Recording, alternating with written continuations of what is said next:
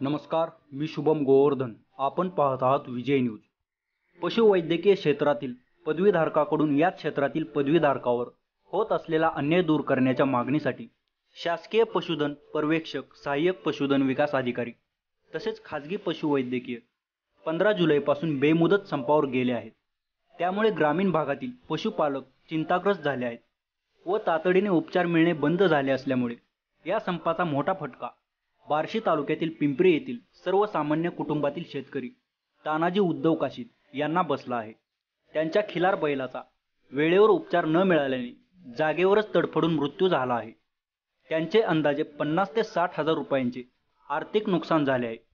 तानाजी काशीद व त्यांच्या पत्नी बालिका काशीद यांनी तालुक्यातील अनेक डॉक्टरांना संपर्क केला होता, मात्र संपामुळे कोणीच उपलब्ध होऊ शकले नाही.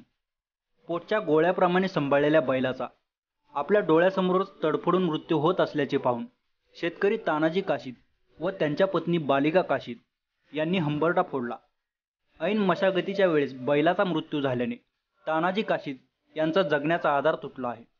जोपर्यंत पंचनामा होत नाही तोपर्यंत बैलाचा विधी करणार नाही, अशी भूमिका शेतकरी तानाजी काशीद यांनी घेतली आहे.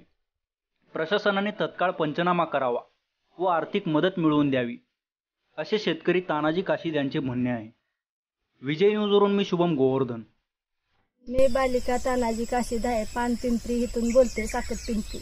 माझे बैल 2 दिवस झालं बरं वाटत नव्हतं. इथपर्यंत एकही डॉक्टर आला नाही. 10-11 डॉक्टरला मी फोन केले.